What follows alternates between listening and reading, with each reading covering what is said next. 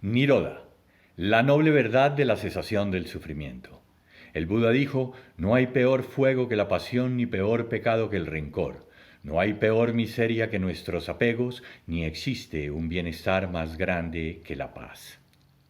Niroda tiene el mismo origen de la palabra nirvana y significa literalmente cesación, extinción o supresión.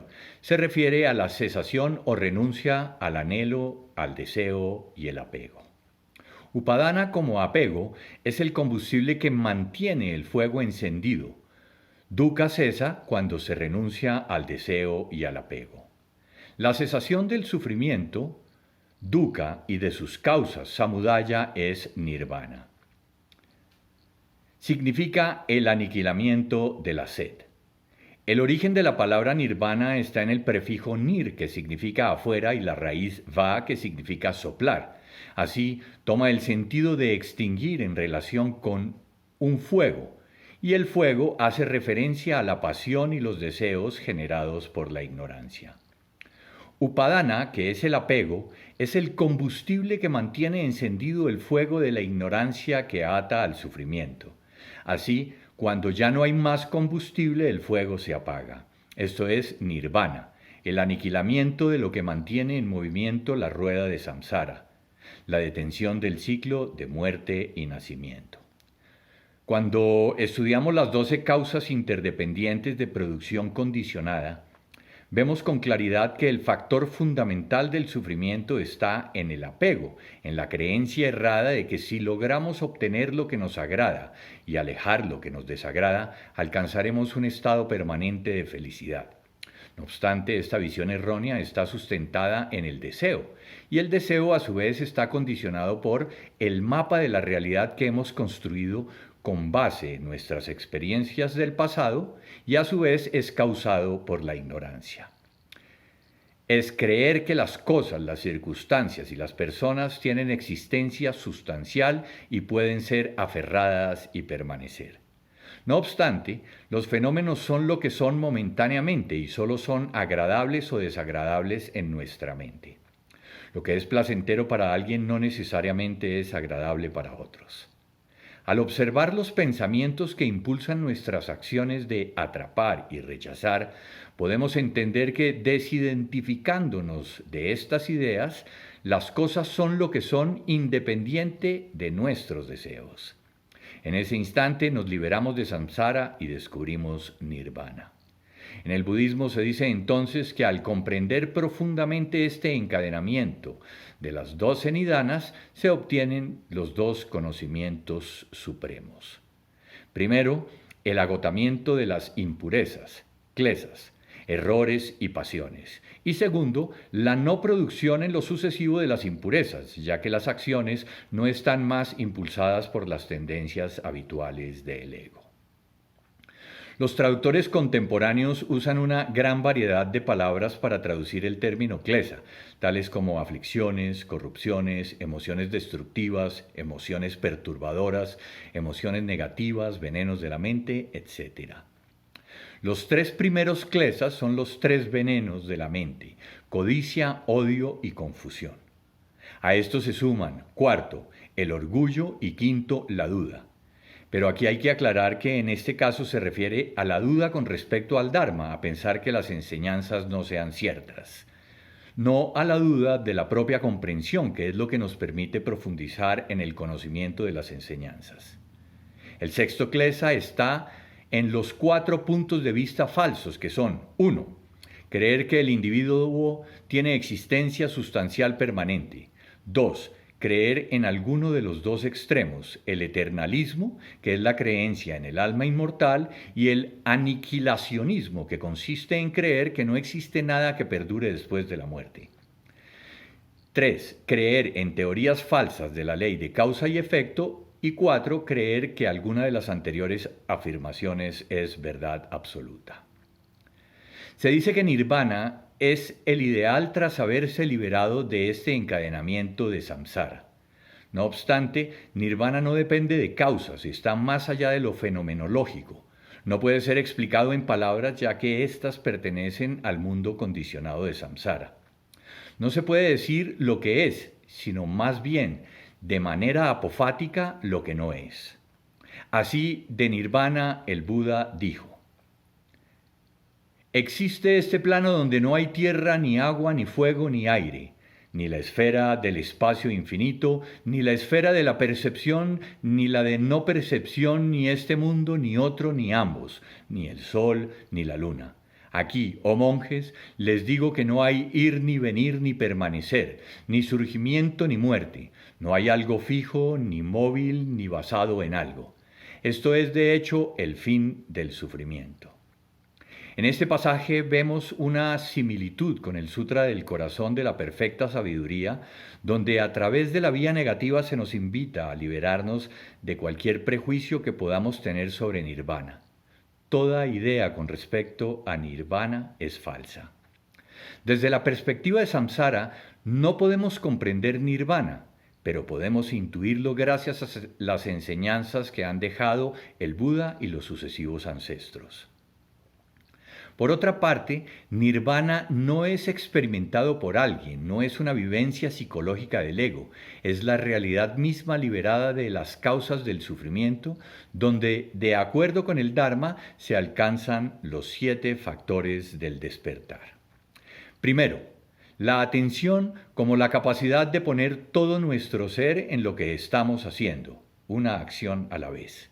Segundo, la investigación o discernimiento, que tiene que ver con el estudio de las enseñanzas, su comprensión tras ponerlas a prueba y la incorporación en la propia vida, pero también significa entender la naturaleza de las cosas.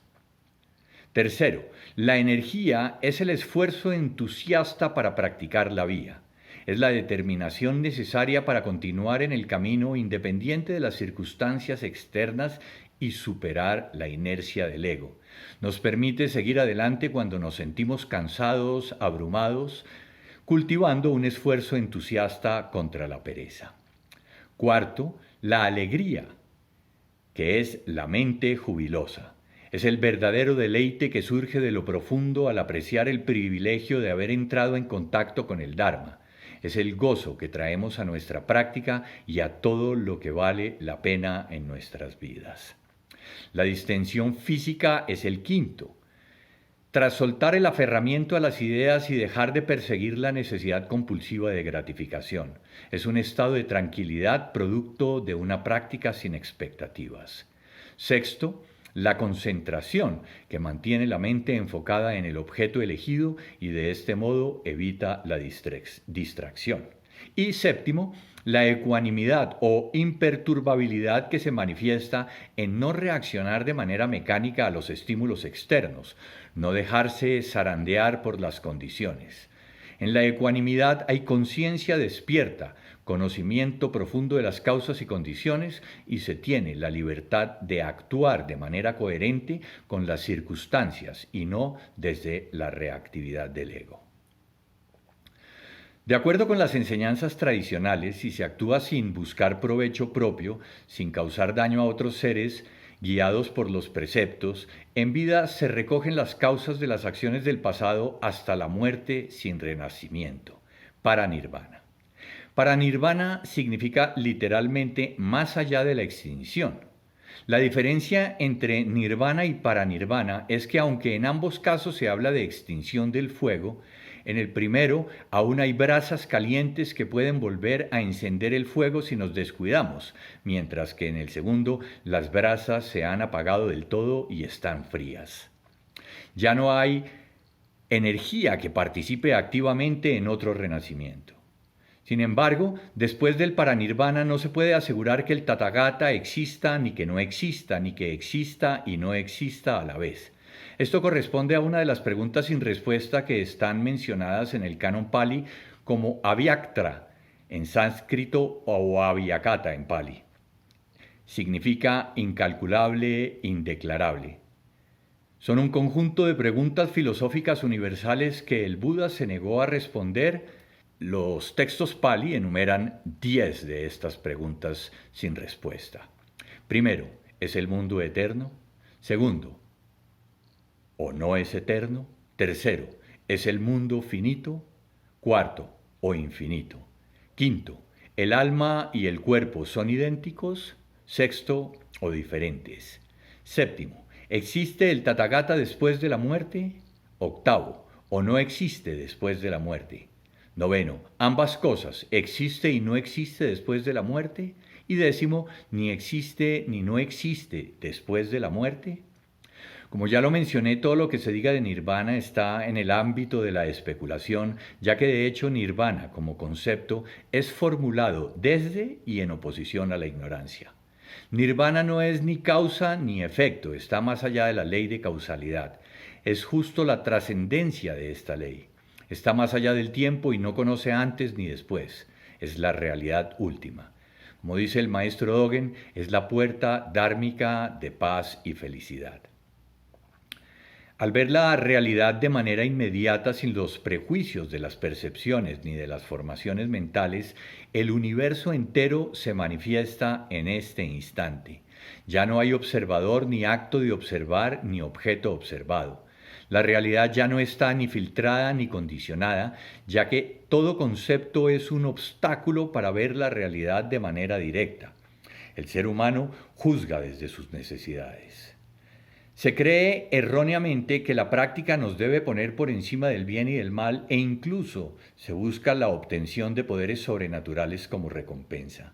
La siguiente historia ilustra el sentido real de la vía. En cierta ocasión, una seta preguntó a un monje budista cuáles eran los poderes que poseía su maestro luego de alcanzar el nirvana, ya que su propio maestro era capaz de levitar, atravesar muros, mover objetos, ver los sucesos en los tres tiempos, etc.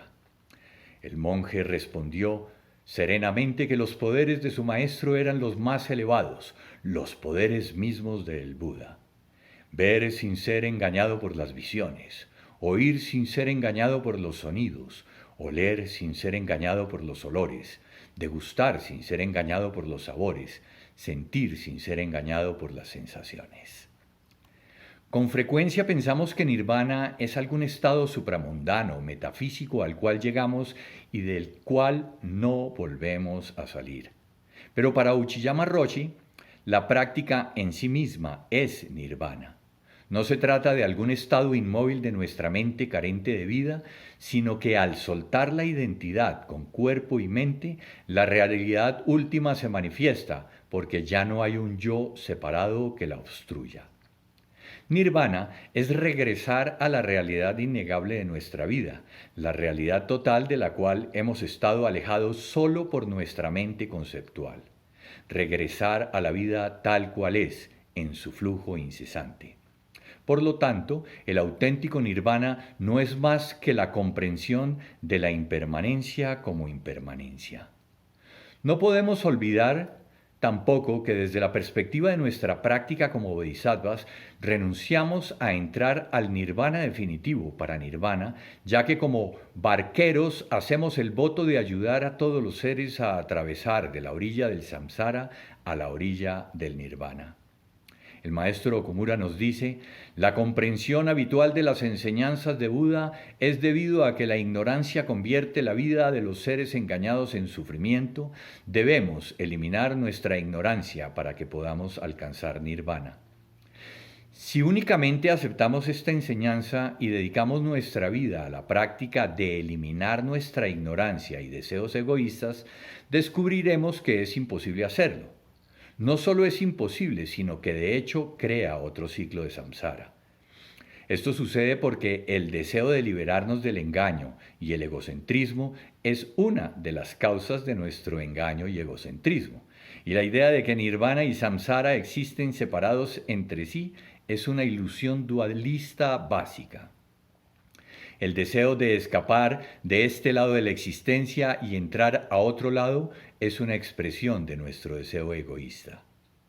Cuando estamos en realidad en nirvana, despertamos al hecho de que nirvana y samsara no son dos cosas separadas. Esto es lo que el budismo mahayana enseña, en especial a través de los sutras Prajna Paramita. Enseña que samsara y nirvana son uno. Si no encontramos nirvana en samsara, no hay algún lugar donde podamos encontrarlo. Si no encontramos paz en nuestras vidas agitadas, no hay lugar donde podamos encontrar paz. Si entendemos las enseñanzas de Buda con nuestra manera calculadora de pensar, creamos otro tipo de samsara. Con el tiempo encontraremos más dolor ya que nuestro deseo de alcanzar nirvana crea más dificultades en nuestra vida. Este deseo de acabar nuestro sufrimiento es otra causa de sufrimiento.